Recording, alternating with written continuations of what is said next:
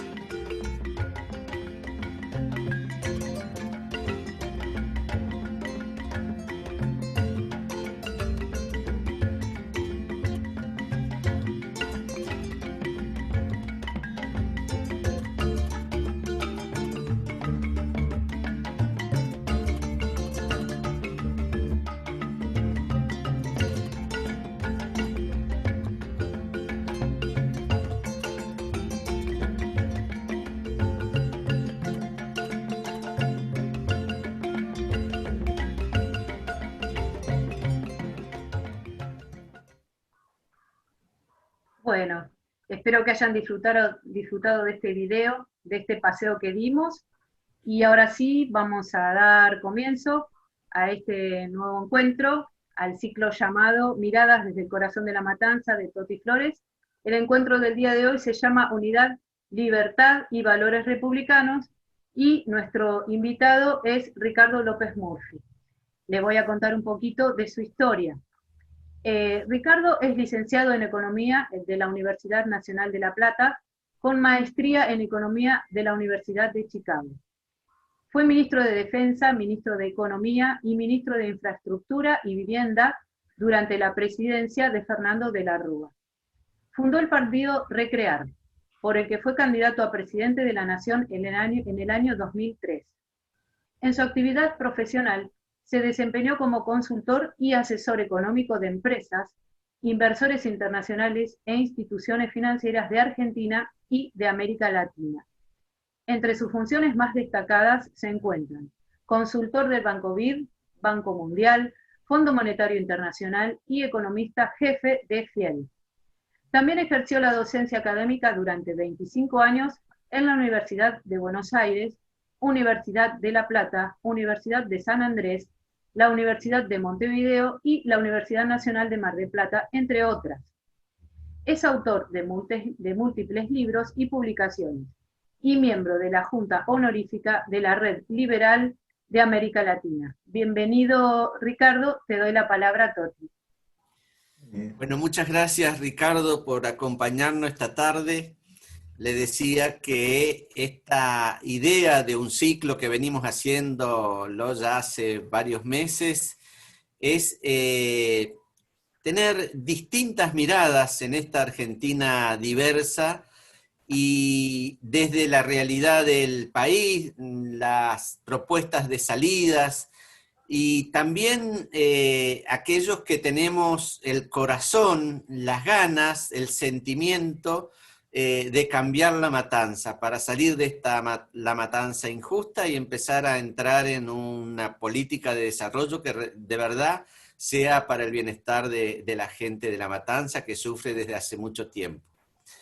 Le decía que yo conocía a Ricardo López Murphy por sus conferencias en la televisión, su tarea como funcionario público, y un día, allá por el 2015, Lilita me dice, vamos a ir a verlo a Ricardo, que hace mucho no lo veo, que tengo ganas de conversar. Y yo le digo, Lilita, ¿qué voy a hablar yo con Ricardo si él es liberal y yo no tengo nada que ver con eso? Y empezamos a hablar, y me terminó diciendo una caracterización que a mí me sorprendió después de muchos conversar como se hace con Lilita. Me dice, Toti, vos por tus ideas sos un liberal cristiano. Y eso ayudó para ir a verlo, y después de tener varias conversaciones allá en el 2015, con Ricardo, un día Lilita me dice, es un excelente candidato en general. Dice, porque es un hombre que tiene conocimiento, que sabe lo que dice, hasta podemos estar en desacuerdo, pero tiene argumento, y dice, y a mí la gente que tiene argumento me encanta, aunque no piense lo mismo que yo. Y aparte, es una persona absolutamente honesta, honesta moralmente y honesta intelectualmente, que no hay muchos en la Argentina. Y me ganó el corazón. Ricardo, muchas gracias por ser como es. Muchas gracias, Toti, ha sido un gusto y yo también he celebrado mucho luego de esa oportunidad. Hemos tenido muchas veces ocasiones de dialogar y de intercambiar puntos de vista, y yo he tenido una gran experiencia con Toti Flores por su ejemplo de vida, por su espíritu constructivo, por su inquietud, por esa voluntad de hierro que tiene de cambiar la historia, de dar vuelta a lo que todos sabemos que está mal, y darle un camino más sano, más esperanzador a los ciudadanos, pero en particular a ese lugar tan querido para él, que es La Matanza. Quiero saludar también a algunos amigos que me acompañan de mi fuerza política, como Rodolfo Distel, Marcelo Sifo y Fabián Balú, que les hemos pedido que hoy vengan a estar con nosotros. En ese marco de reflexiones que me ha pedido Toti, yo quisiera comenzar con un principio que a mí me parece vital en la vida pública, que es la empatía, que es crear un ambiente de cordialidad, de convivencia, de respeto recíproco. Ese atributo es un atributo esencial de las sociedades libres, ese atributo de poder convivir en la diversidad, en la pluralidad, en las diferencias, convivir pacíficamente, es quizás la forma más avanzada de vida social, y yo quisiera expresar acá el énfasis que le doy a la empatía y a la concordia como atributos de una sociedad. Y eso es muy importante cómo uno lo ejemplifica. Es muy importante cuando desde el gobierno y de la fuerza oficialista se hace un esfuerzo por la cohesión nacional. Y es muy negativo cuando la construcción que se realiza es a partir del odio, del encono, del enfrentamiento, porque eso no augura nada bueno para las sociedades y no crea las condiciones para facilitar el desarrollo económico, la prosperidad, y en última instancia, la clave de la mejora humana ha sido el progreso en el nivel de vida, que todos alcancemos posibilidades no solo de alimentarnos, sino de tener una vida más agradable, más plena, más lograda. En ese sentido, creo yo haber observado siempre en Toti Flores esa predisposición a la cohesión y a la concordia.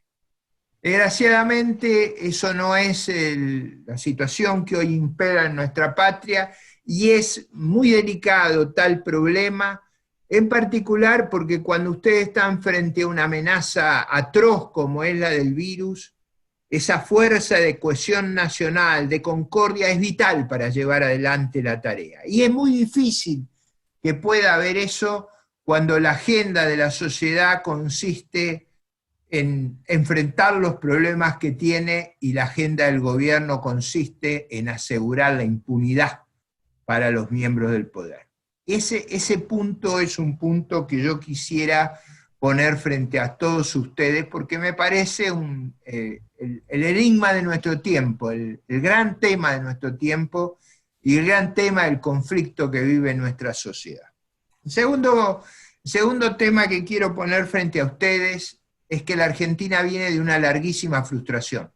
Hace muchos años que nuestro país no crece, hace muchos años que no crea empleo genuino, que en última instancia no crea las bases del progreso, que es la inversión, el empleo productivo, vivir de ganar el pan con el sudor de la frente, y eso no es solo valioso en sí, como un atributo para mejorar el nivel de vida, sino porque crea dos derivaciones muy sustanciales.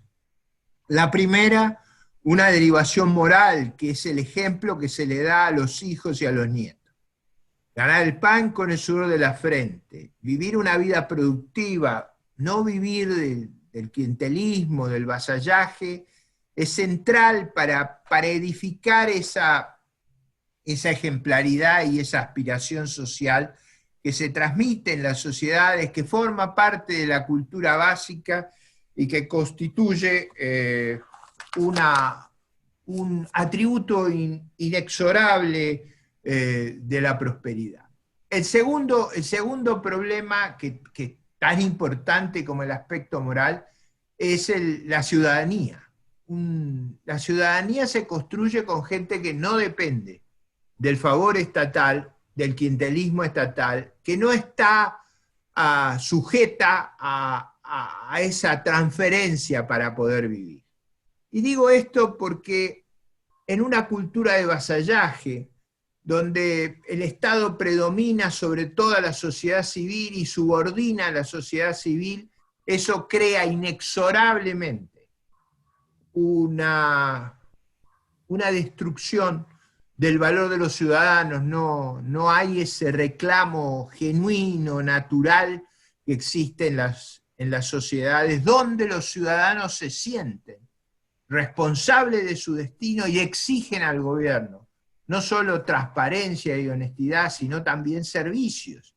Es decir, un ciudadano exigente forma parte de esa transformación que Toti Flores quiere para La Matanza. Es vital que los ciudadanos y ciudadanas sientan que están en condiciones de exigir, porque contribuyen al progreso común, se esfuerzan para salir adelante y no viven de la mendicidad pública.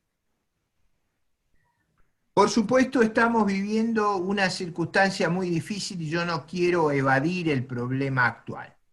Estamos viviendo una circunstancia muy difícil por la combinación de tres fenómenos. Primero, una mala estrategia sanitaria y económica del gobierno, el virus y la pandemia, y una actitud que no es constructiva para la inversión, para crear un ecosistema que genere empleo, inversión y progreso en la Argentina. No se logra eso sencillamente. Hay que crear un clima, un lugar donde la gente quiera venir, quiera invertir, quiera trabajar. Y desgraciadamente el gobierno argentino actúa con enorme hostilidad y genera ese clima negativo, yo diría de gran incertidumbre y de gran pesimismo en nuestra sociedad. Por razones objetivas como es el virus, que es una desgracia a nivel mundial, pero por razones que no tienen nada que ver con el virus, que tienen que ver con el encono, con el enfrentamiento, con la agenda de impunidad, con el destrato, con lo que ustedes conocen y sufren a diario. A ese problema se agrega, y no tenemos que desconocerlo, un deterioro estructural en las condiciones de seguridad de la sociedad argentina, deterioro asociado al crimen organizado, pero también al delito común, que se ha visto potenciado, y quiero decirle a todos ustedes, estos días por una terrible tragedia, que era del oficial inspector Roldán. ¿Por qué cito a Roldán?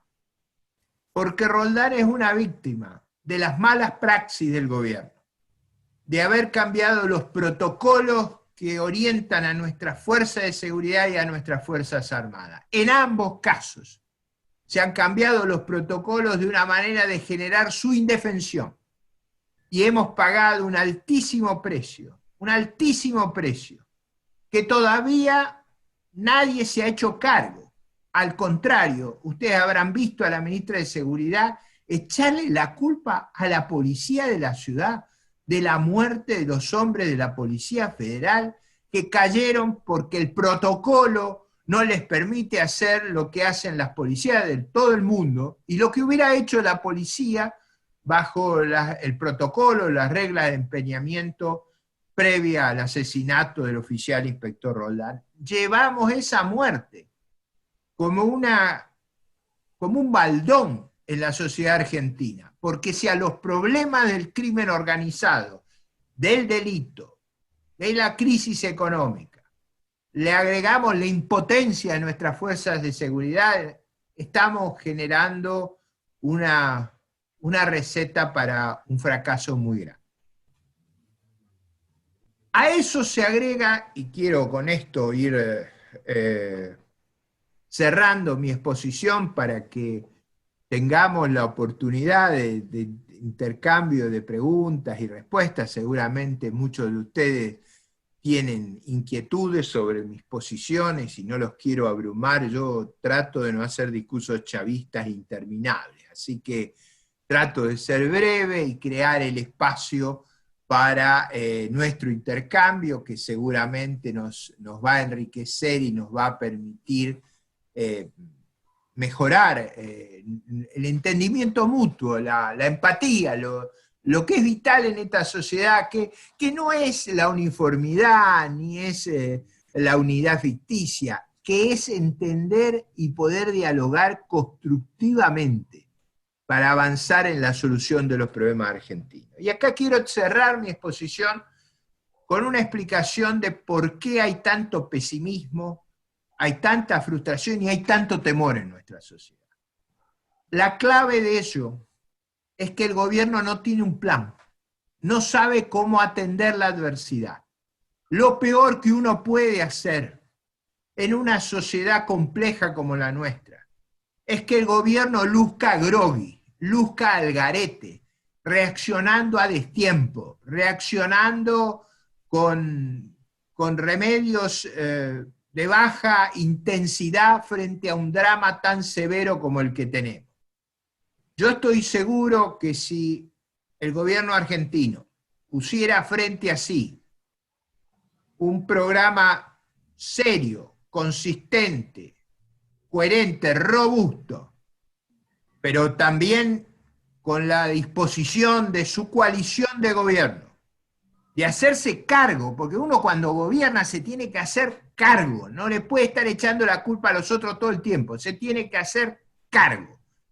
Si se hace cargo, si busca la cooperación internacional, si aprovecha circunstancias que van a ser favorables, porque el mundo luce más favorable para Argentina, los precios nuestros están subiendo, los vecinos se van a recuperar, yo no veo motivos para que, si se gobierna de verdad, se pueda resolver el problema que tenemos. Pero eso requiere hacerse cargo y no seguir corriendo la arruga, aguantando, esperando que venga algo que les arregle el problema, y no va a venir eso. Porque acá se está develando una enorme verdad. El kirchnerismo en los años 2003, 2014, tuvo circunstancias inmensamente favorables. Y mucha gente creyó que volvían a esa circunstancia, le iban a poner plata en el bolsillo a la gente. Lo que ahora descubre el común de los ciudadanos es que no era porque ellos estaban en el gobierno que hubo circunstancias de abundancia. No, era porque había un viento de cola extraordinario, muy mal usado por ese gobierno. Ahora que no hay viento de cola, ahora los vemos muy claramente en su atroz desnudez, desnudez que tiene como principal rasgo su incapacidad, su ineptitud, su pusilanimidad para enfrentar los problemas. Y ahí está el enigma que tenemos que develar. Porque yo le quiero decir a Totti, yo sé que él sueña con la matanza. Yo creo que va a haber una oportunidad. Y va a haber una oportunidad porque el gobierno se va a derrumbar electoralmente. Y es muy importante que en ese derrumbe nuestra sociedad encuentre los canales, los dirigentes y los representantes para poder revertir esta crisis y poder reemplazar a una dirigencia que ahora, cuando los datos son los de la realidad, se ve con claridad su incapacidad y su fracaso. Es posible salir, es posible articular un plan razonable. No va a ser un plan facilista, va a ser un plan que se tiene que basar en lo que hablábamos al principio. En tender la mano, en crear empatía, en generar cohesión social, en dejar de lado el vivir del enfrentamiento y del encono y del odio, y dedicarse a atraer inversiones, a generar trabajo, a mejorar los barrios, a urbanizar, a dar saneamiento. A mí muchas veces me preguntan por qué a Uruguay le ha ido tanto mejor que a nosotros en esta pandemia. Primero, porque tiene un gobierno sano, mucho más sano que el nuestro. Segundo, porque ha invertido mucho en saneamiento y eso nos hace menos vulnerables en las pandemias.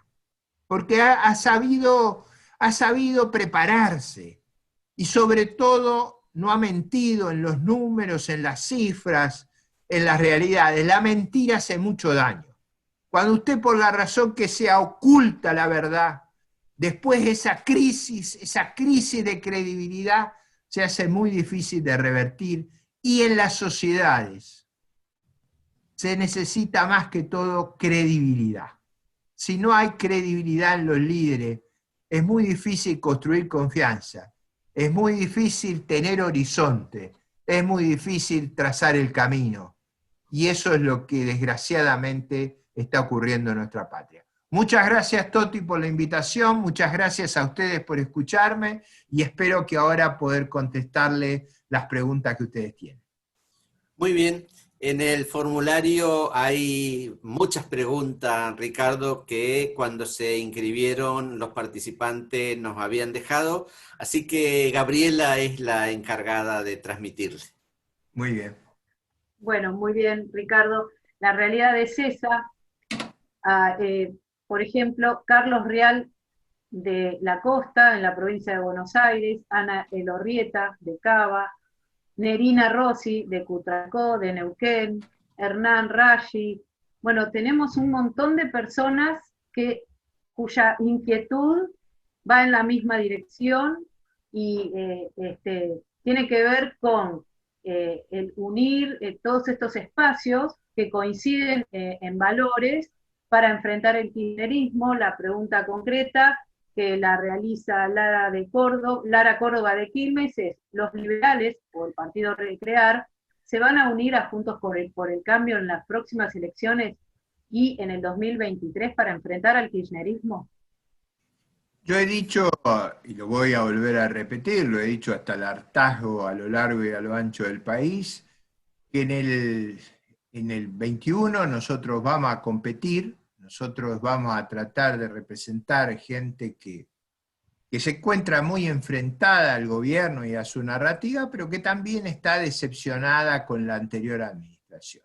Hemos dicho también que vamos a unir fuerzas en el caso de la elección de senadores nacionales para impedirle al kirchnerismo llegar a los 2/3, y ahí vamos a propender en el 21 a la mayor coalición posible de todas las fuerzas opositoras que creen en la Constitución y en la libertad.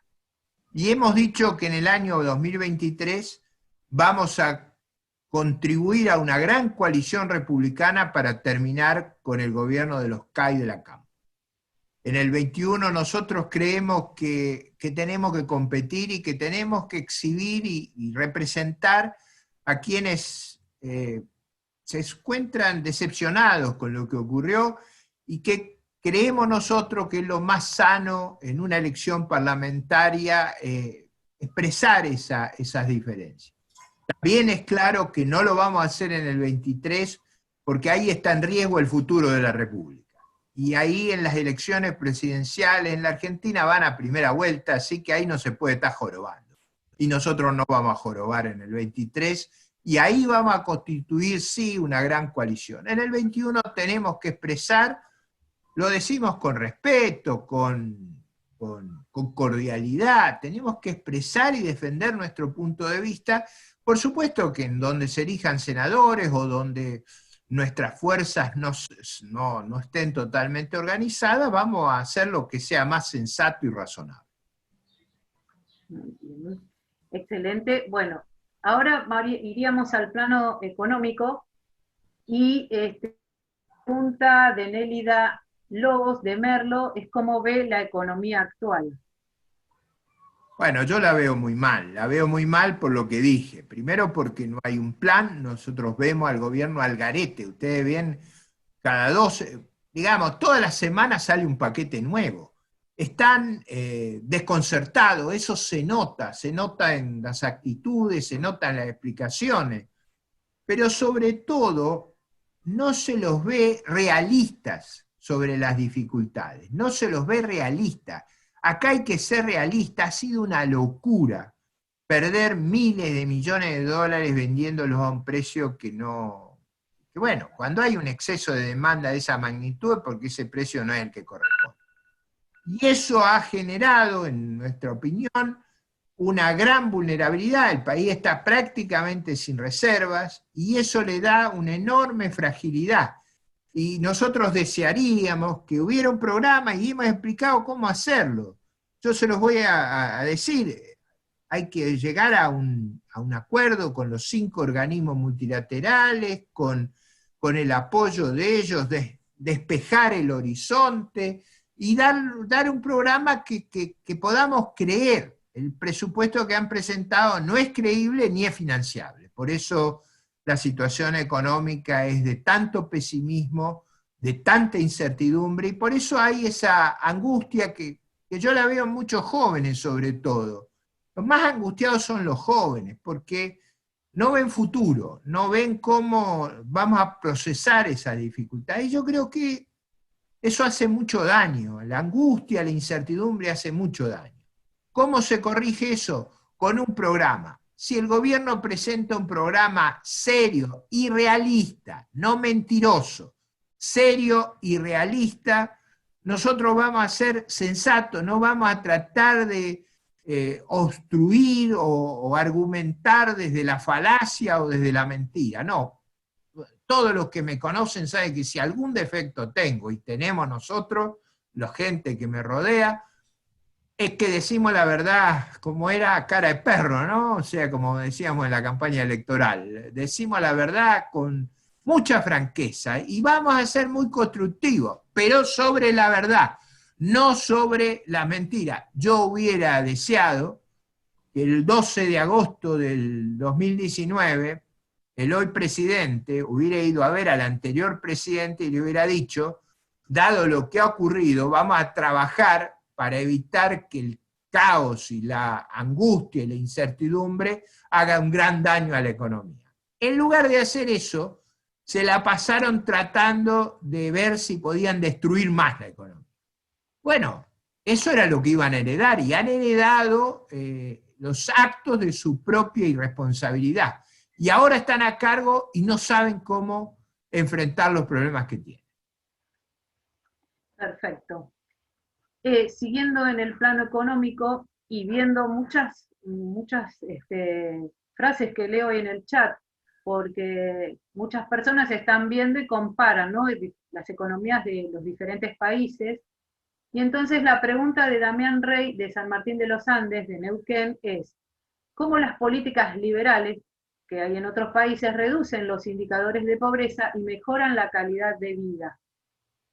Bueno, en general, la forma de reducir la pobreza en todo el mundo, y en la experiencia del siglo XX y del siglo XXI, ha sido el crecimiento. El crecimiento genera empleo, genera mejores salarios, genera mejor infraestructura, genera las condiciones que permiten que el esfuerzo sea autosostenido.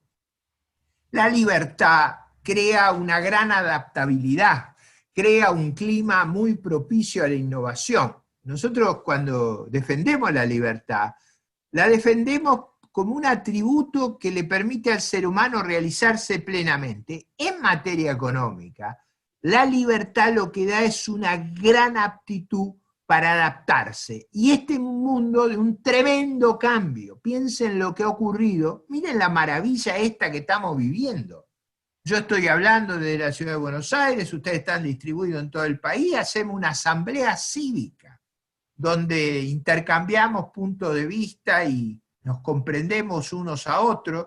No digo que yo leo el chat, yo comprendo que hay gente que discrepa con nuestro punto de vista, pero en general la libertad ha sido una condición excepcional de la adaptabilidad, y el mundo digital, el mundo de esta inmensa revolución científico-tecnológica es el mundo de adaptarse.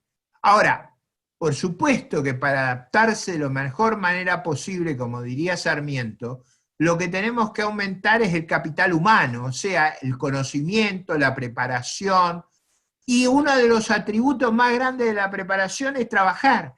Es el entrenamiento más grande que reciben los seres humanos, aprender en el trabajo. Por eso para nosotros tiene una inmensa prioridad en todos los países de la libertad ganar el pan con el sudor de la frente. Eso, yo diría, es raro que usted vea a un hombre que se identifica con la libertad y que no jorobe con ese argumento que uso sistemáticamente. Porque recuerde, la libertad, ganar el pan con el sudor de la frente, implica autonomía del gobierno, implica que no hay un solo patrón, implica que somos buenos ciudadanos e implica que educamos a nuestros hijos en el ejemplo. Eso es lo que es vital, y por eso los países han sido exitosos. Argentina también fue exitosa. A ver, déjenme contar la historia de mi familia. Mi abuelo vino acá cuidando caballos. Mi abuelo no conocía el idioma. Mi abuelo trabajaba 75 horas semanales. Hizo un esfuerzo enorme. Uno de sus hijos fue académico de medicina. Uno de sus nietos casi es presidente de la República. Así que fíjense lo que era la movilidad social de Argentina. Tuvimos esos atributos. Desgraciadamente, hace muchos años hemos sido dominados por esa idea populista de vivir del trabajo de los otros, de cobrar impuestos extravagantes, de no seguir conductas limpias. A ver, déjeme decírselo con toda sinceridad. El deterioro en nuestro sistema político es muy profundo. Piensen la distancia que hay entre el gran senador que era Ricardo Gómez Díez y el diputado Ameri, que tuvo que ser expulsado de la Cámara. Algo nos ha pasado para que bajemos de un excepcional senador a un personaje de esa laya. Algo nos ha pasado en nuestros valores, en los valores de los partidos políticos, en los ciudadanos. Eso lo tenemos que cambiar. Bien. Ahora, siguiendo en el plano económico, vamos con la pregunta de Jorgelina Cos-Grabar de Quilmes, que ella pregunta, ¿cuál es la crítica principal que le hace al gobierno de Cambiemos? ¿Cómo hubiera hecho algo distinto siendo minoría en ambas cámaras? Mire, a ver, yo en general he tratado de evitar esos debates sobre todo para no lastimar, pero dada la pregunta va la réplica. Yo tomaría 4 puntos que creo que van a quedar claros a todos. El primero es un comentario que hizo una de sus principales dirigentes. Subestimamos la crisis y sobreestimamos nuestros recursos. Bueno, ese es un comentario que una vez que usted lo hace tiene que estar preparado para decir, bueno, ¿quién va a renovar esa dirigencia? Porque cuando se llega al gobierno, subestimar, y yo creo que eso es verdad lo que pasó, hubo una gran subestimación de la terrible herencia del populismo y de las circunstancias adversas. Segundo, fragmentamos y loteamos el Ministerio de Economía en 6, 7 pedazos. Eso lo dijo una importante dirigente de la coalición de Juntos por el Cambio. Y eso fue, creo, de una de las cosas más erradas que se puede hacer en una crisis. no solo lo hizo Juntos por el Cambio, lo está haciendo este gobierno también, nadie sabe quién gobierna, quién dirige el equipo económico. Eso yo creo que fue parte del fracaso, de la descoordinación, digamos, de las vacilaciones, de las dudas, de las contradicciones que tuvo el gobierno anterior. El tercero es también dicho por un importante dirigente de la coalición, fueron las políticas sociales. O sea, si había algo que hacer, las políticas sociales, ¿para qué tienen que ser? Tienen que ser para que la gente vuelva a trabajar.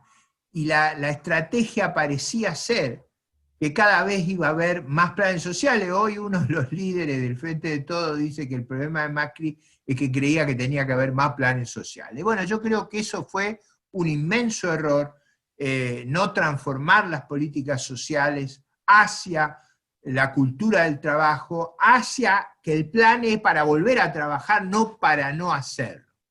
Y por último, una crítica que yo he hecho en otras oportunidades y que quiero ser muy claro. En todos los países y en todas las culturas, las malas noticias se dan al comienzo y al final se trata de llegar, cuando viene el tiempo de las elecciones, en las mejores circunstancias posibles.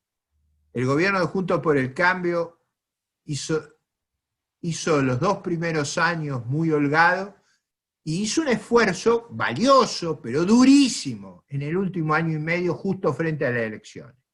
Yo jamás hubiera hecho eso. Yo creo que ese error fue un error decisivo porque minoría tuvieron también en esas circunstancias y el esfuerzo lo hicieron. Lo hicieron nada más que al final, cuando hay que hacerlo al principio, y al final hay que ser más flexible. Entonces, en esas 4 cuestiones ustedes ven la diferencia que yo trato de no subrayar, diferencia que no es el núcleo de mi discurso.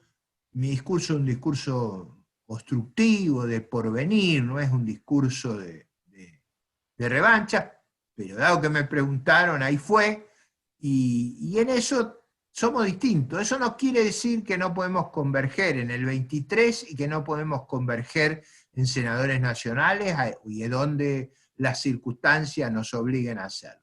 Pero tenemos una discrepancia y no queremos cargar una mochila que no fue la nuestra. Bien.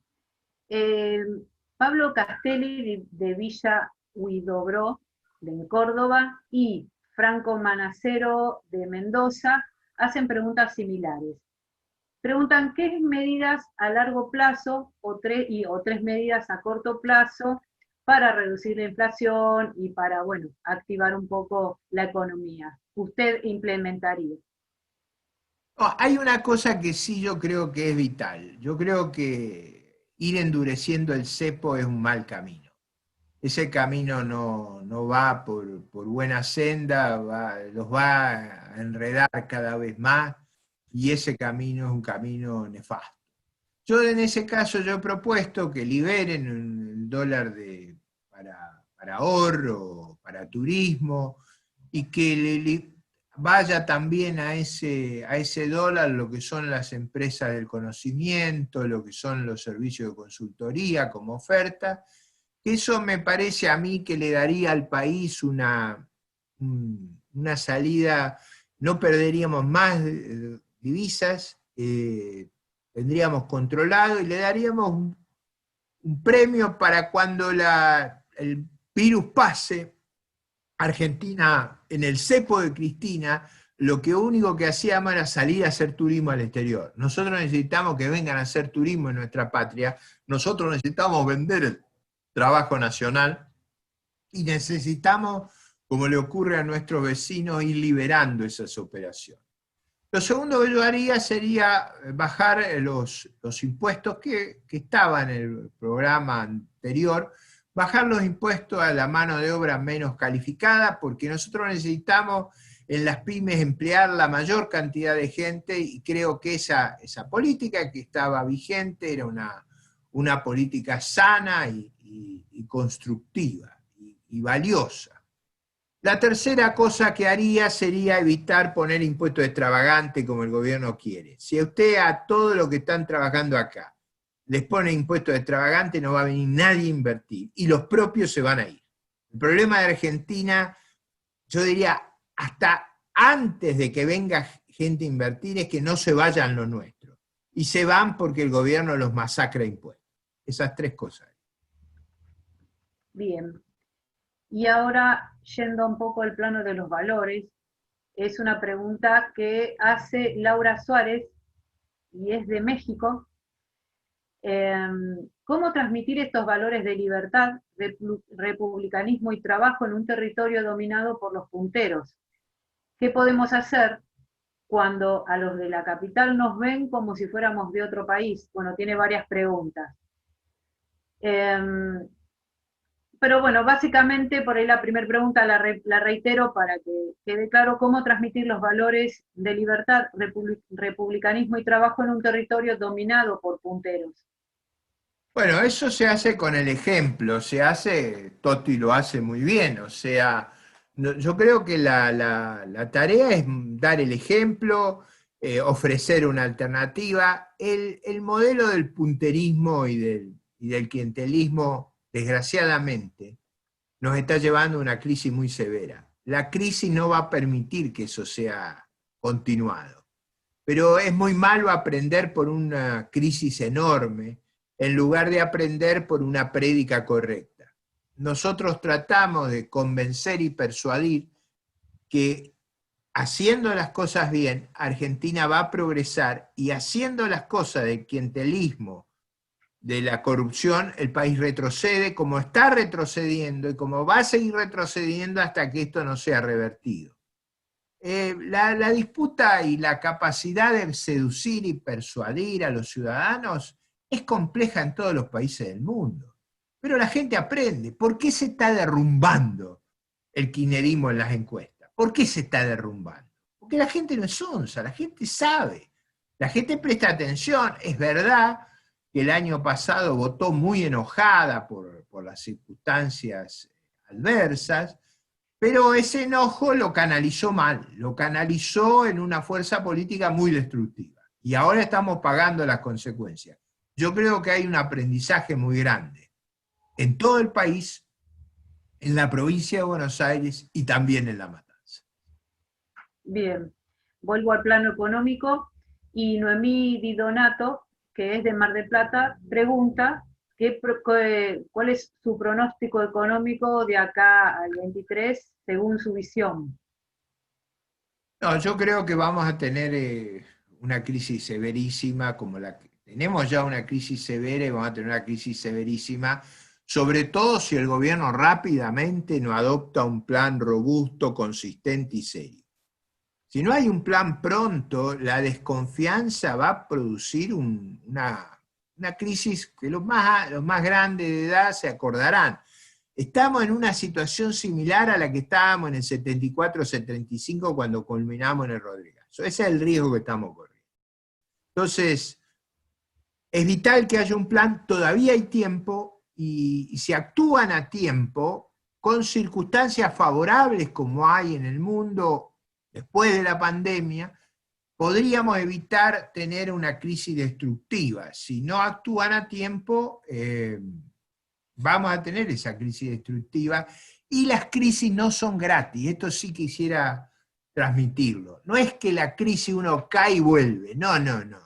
La crisis destruye mucho capital, destruye muchas empresas, destruye mucho trabajo. Reconstruir eso es laborioso, es esforzado, por eso hay que evitar. Miren, en las cuestiones económicas como en la salud, hay que prevenir.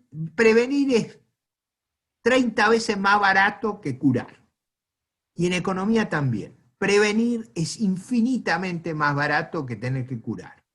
Y todavía hay tiempo, todavía podemos evitar una catástrofe. Entonces, es vital que primero nosotros con responsabilidad exijamos un programa coherente con apoyo internacional. Nadie está pidiendo que ignoren todos los canales y los lugares donde se puedan apoyar. Y con ese apoyo, con un programa coherente, van a enfrentar una oposición lúcida y constructiva, no una oposición destructiva y deshonesta.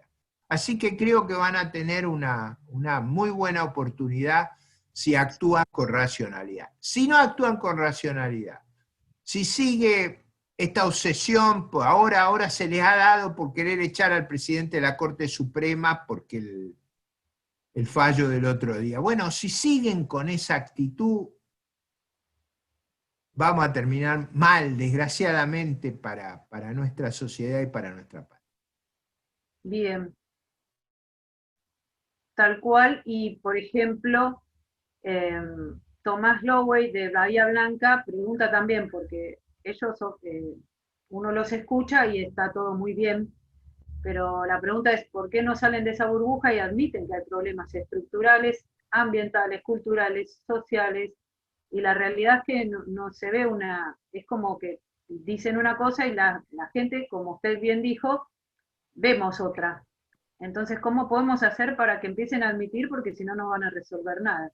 Mire, la realidad es muy testaruda. La realidad va afectando las conductas de cada uno de nosotros.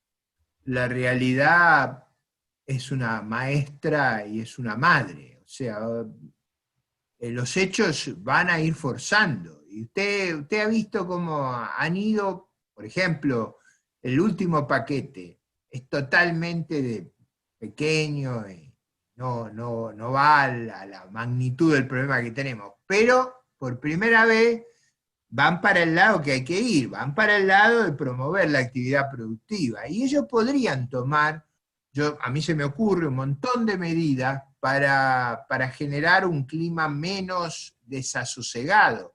Por ejemplo, dejarse de jorobar con querer hacerle un juicio político al presidente de la Corte. Por ejemplo, dejar de jorobar con una reforma judicial obscena en su costo, en un país que está tan empobrecido. Por ejemplo, dejar de hostigar a los miembros del Congreso que no coinciden con ellos. De decir que están ausentes los que están presentes, presentes los que están ausentes. Hay muchas cosas que se pueden hacer para generar un clima de opinión mucho más favorable.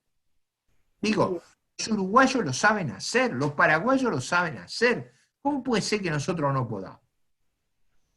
Claro, y eso es lo que ven los chicos y por eso hay muchos que se quieren ir, que lo estoy leyendo en el chat, y bueno, es tal cual. ¿Por qué otros países pueden y nosotros no?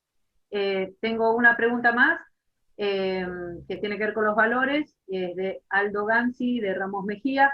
¿Por qué no progresamos como nación? ¿Por qué no se priorizan los valores, se priorizan los valores materiales sobre los éticos, morales y humanos? Y a pesar de saberlo, seguimos aceptándolo como si estuviera todo bien. Yo creo que la cuestión, como decía Totti, las cuestiones morales, los ejemplos de las personas, la conducta, son muy importantes. Eso genera en la sociedad un atributo que es vital y que es decisivo para el futuro, que es la confianza. La confianza no se construye con palabras, con discursos, se construye con trayectoria. Por ejemplo, yo tengo una extraordinaria confianza en Totti Flores.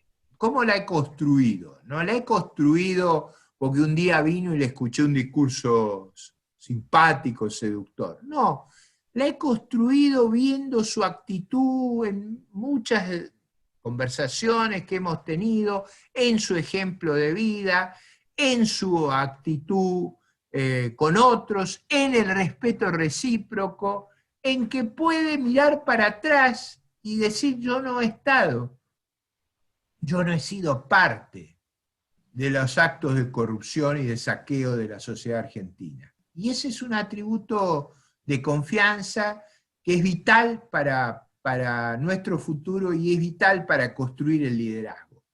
Y es vital también que digamos la verdad. Ustedes, muchas de mis respuestas, yo estoy seguro, algunas de ellas, sobre todo las de la política para el 21, pueden no estar de acuerdo.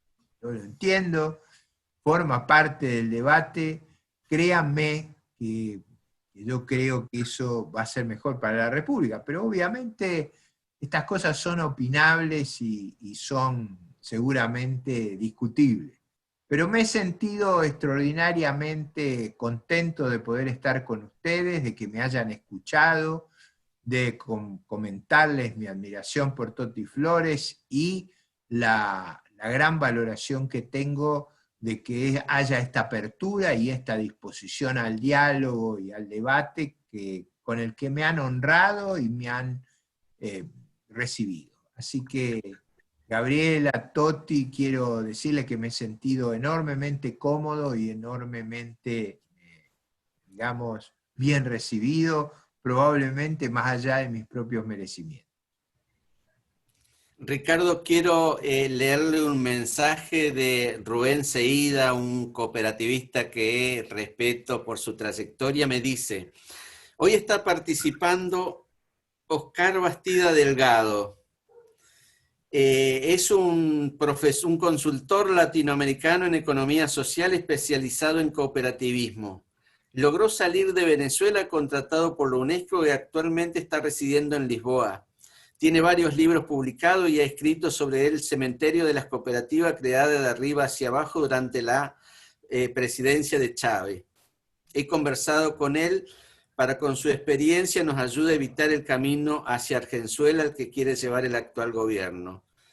Es un placer que este profesor nos acompañe y escuche lo que Ricardo López Murphy nos está diciendo sobre Argentina. Estas miradas heterogéneas son lo que queremos que acá se sucedan, Ricardo, así que le agradezco también esta participación y a todos los participantes que seguramente en muchas cosas coincidimos. Veo que el chat revienta, 350, 360 personas, porque estoy como un conductor de televisión mirando los números. Un día sábado para nosotros es un placer poder tener esta participación y ojalá también usted se haya sentido conforme con las preguntas y con las expectativas que tenía. Nosotros no, totalmente, lleno.